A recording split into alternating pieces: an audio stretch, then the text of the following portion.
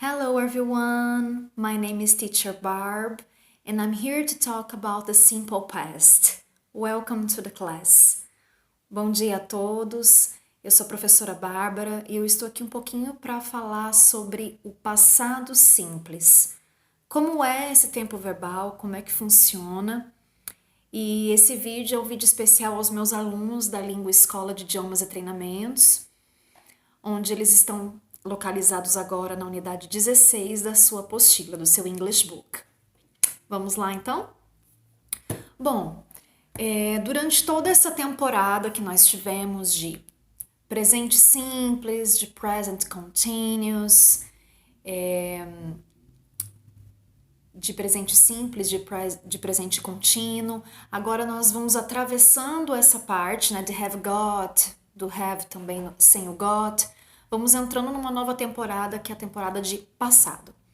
Então, o que vai mudar, né? Bom, o verbo to be, ele continua a fazer parte da nossa temporada, vamos dizer assim, da nossa rotina de estudos. Mas agora ele vai assumir uma forma diferente. Então, nós aprendemos que o verbo to be, em primeira instância, significa ser e estar. E que suas três formas no presente são am, is e are. Nós usamos essas formas tanto para o presente simples como para o present continuous também. Claro que no present continuous nós adicionamos um verbo ordinário com o ing, conjugado com o ing. Agora, o past continuous vai mudar a forma do verbo to be. E a forma dele agora não vai ser mais am, is e are. Vão ser duas formas, que é was e were. E o que significa was e were? Significa era ou estava, no caso de was, e were eram ou estavam, éramos ou estávamos. Esse significado, obviamente, essa tradução, obviamente, vai depender do pronome pessoal no qual você vai estar utilizando. Então, uma coisa é você dizer we were talking, né? Nós estávamos conversando.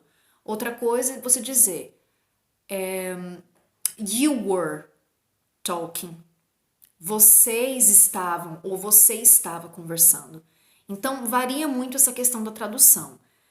Como a gente sabe, o you é sempre a exceção da regra, né? You pode significar você ou vocês. Então, da mesma forma que o you no presente levava o are, independente de estar no singular ou no plural, o you também vai levar o were, independente de estar no singular ou no plural. Por que eu digo isso? Porque normalmente was é para pronomes no singular e o were é para pronomes no plural, ok? Exceto o you. You, mesmo estando no significado de você, vai acompanhar o were, ok? Então, para quem tem a apostila, acompanhando na sua apostila, você vai identificar alguns exemplos. Eu vou dar alguns exemplos aqui aleatórios, certo? Por exemplo, I was at school yesterday. Eu estava na escola ontem. Perceba que esse marcador temporal, yesterday, é algo bem interessante e é algo que demarca que a situação realmente faz parte do passado. Então, eu estava na escola ontem. Da mesma forma que o today, que significa hoje, this week, esta semana, o simple past, que é o passado simples, ele também vai ter os seus marcadores temporais. Por exemplo, yesterday, que eu acabei de falar que é ontem, last week, semana passada, last month, mês passado, last year, ano passado. Então, esses marcadores temporais são muito importantes e normalmente eles são localizados ou no início da frase, da sentença, ou no final da frase. No meio, não. Então, agora um outro exemplo no plural, né? We were at home last week. Nós estávamos em casa semana passada. We were in São Paulo 2 days ago. Nós estávamos em São Paulo 2 days ago, 2 dias atrás. Ago significa atrás. Então eu posso falar 1 week ago também, uma semana atrás, uma semana passada, tá? Então, basicamente é isso nas afirmações, a composição gramatical do Simple Past. Como que eu faço para construir frases negativas agora? Simples. Da mesma forma que lá atrás no presente, que vocês aprenderam, nós negamos no verbo to be, eu vou continuar negando no verbo to be. Então, de was vai passar para wasn't, que é a forma abreviada, ou então was not, que é a forma completa. De were, nós teremos weren't ou were not, que é a forma completa. Simples assim. Só vamos negar no verbo to be. E a forma gramatical continua a mesma, a composição.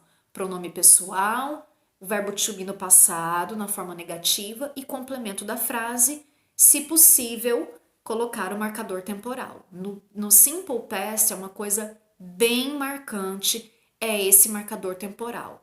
É você pontuar quando aconteceu aquele fato no passado, ok?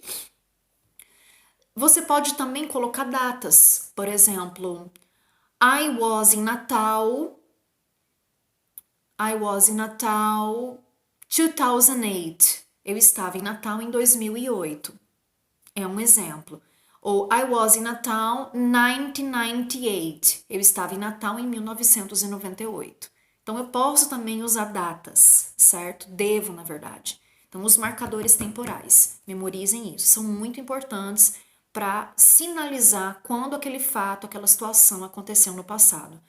E esse fato pode ser um passado super recente, há 1 hora atrás, meia hora atrás, 1 minuto atrás, como pode ser há séculos também, tá ok? Então, não tem limites de tempo.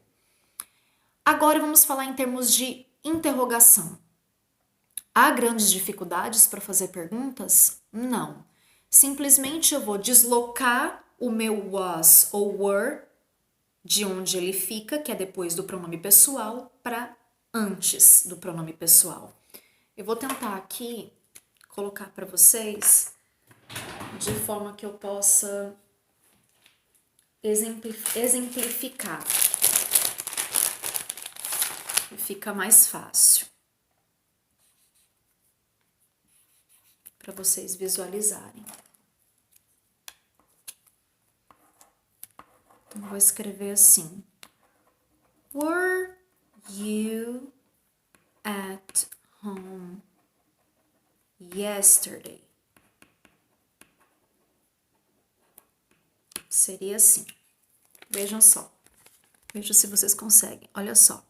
Então, were you at home yesterday?